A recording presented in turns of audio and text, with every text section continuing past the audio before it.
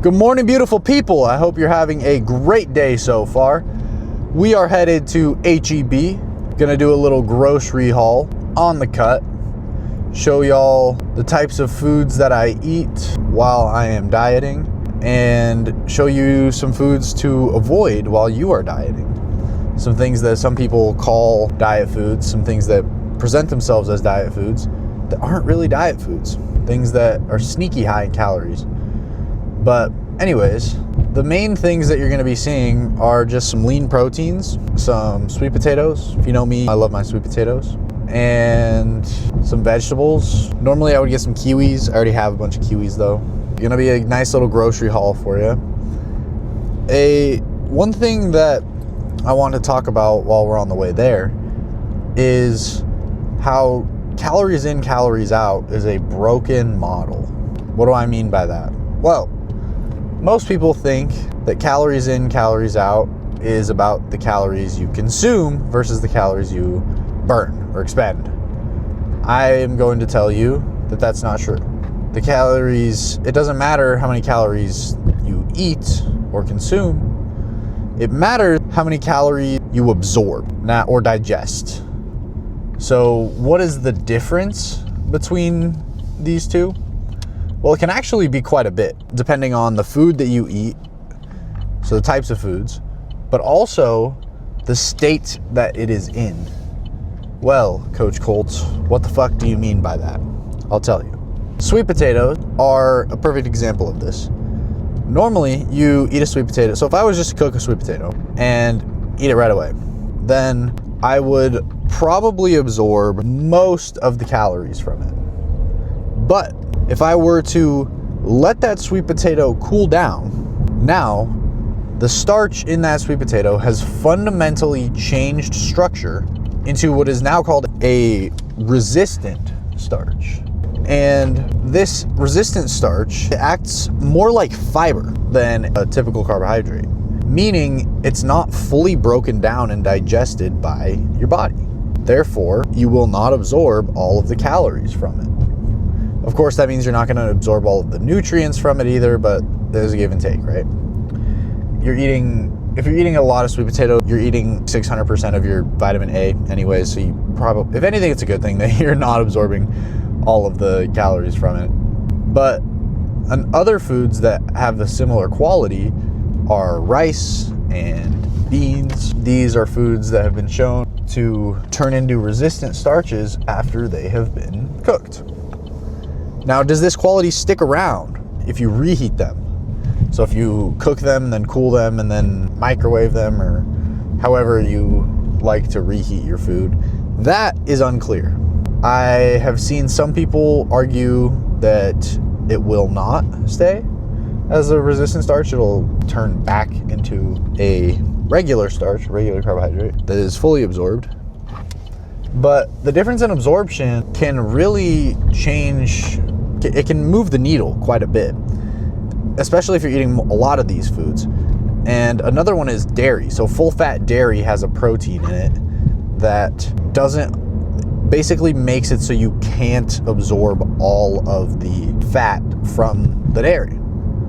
So you absorb less calories. And we've also seen this with nuts. Almonds are the classic one of when you end up absorbing a lot. I believe it's 10 to 30%. I'm not 100% sure. Don't quote me on that.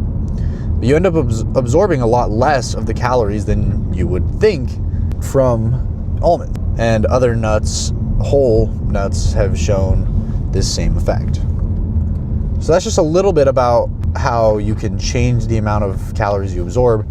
And this can change a diet. It can throw you off. This is part of the reason why I promote eating similar foods. You don't have to eat the same foods every single day, but having just a core rotation, because these differences in absorption can increase, they can add up. They can get to 100, 200 calories pretty easily, which over time can really change the effect of your deficit, of what you think that you're in a deficit, when in reality you might be changing it up a little bit too much. That's why the whole if it fits your macros approach may not be the best approach all the time. But anyways, let's get to the store. All right, we've made it to HEB. I got my reusable bags. I got my cherry Diet Coke with me. We're ready. We want to be efficient in here. So my first tip is to set up your grocery list in a way that matches the store's layout. So pretty much every store is going to start with the bakery / produce, move over to the meats, and all of the good stuff that you want, all the healthy options, if you will, are normally on the outside, and the inside is where they get you. So stick to the outside. That's what I'm gonna be doing here. We're starting with the produce. I just need sweet potatoes and then strawberries.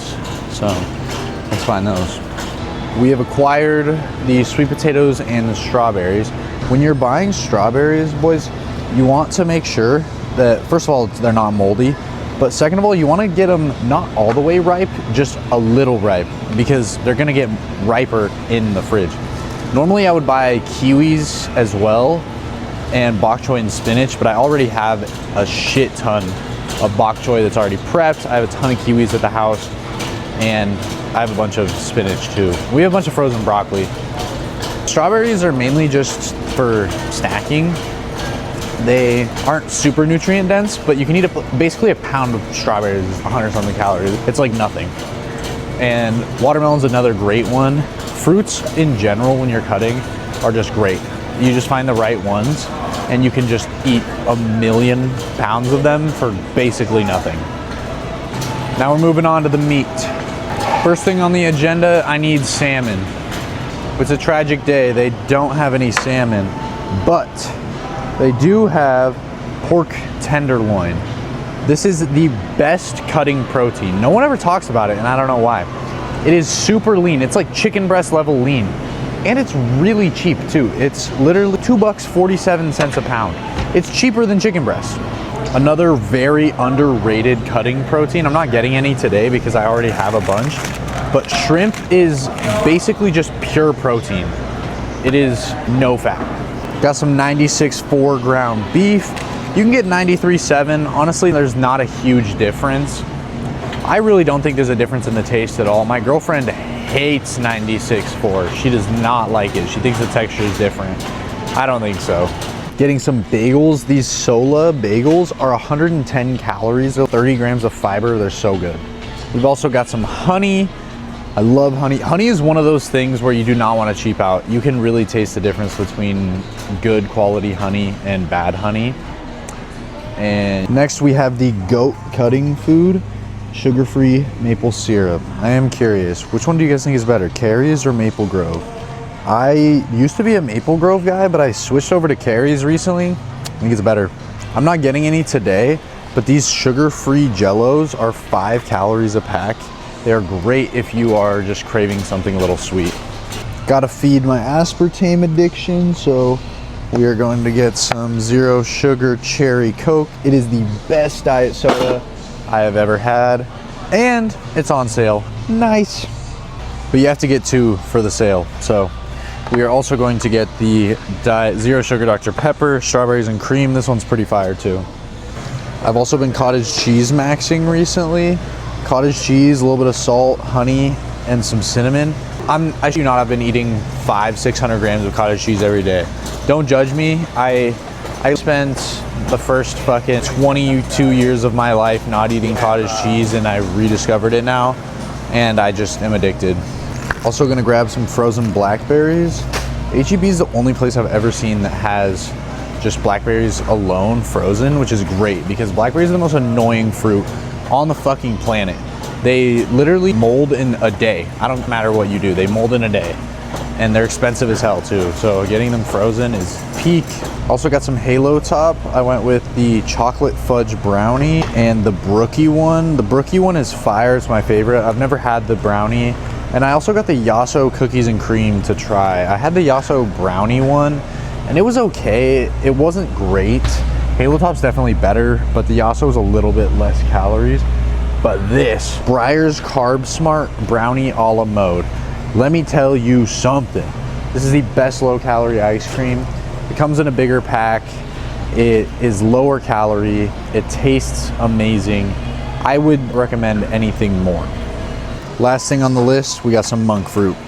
not bad. The damage was like 130, and I also got a couple of things that I didn't show y'all. I know I did some mining off screen, it's fucked up, but my girlfriend needed some stuff and I needed like some supplies. So really, honestly, we're looking at around $100 for everything. So not bad at all, including the unnecessary stuff like the Halo Top. Halo Top is expensive, man. $5 for a pint of that's half full, but it tastes good. So anyways, we'll reconvene at the house and go over everything. Back at the crib, that is pretty much everything. Got to put these groceries away, and nothing crazy, no crazy diet foods, you know, keto bagels and the Halo Top ice cream. But yeah, for the bear diet, meat, berries, honey. I add in some veggies and some dairy when I feel like it. But other than that, you know, the food, as long as 80% of your food is whole foods, you know, had in the ground, grew on a tree, or had a mom and dad, you'll be good. It'll be really easy to stick to your diet. Anyways, that's all. Love y'all. Peace.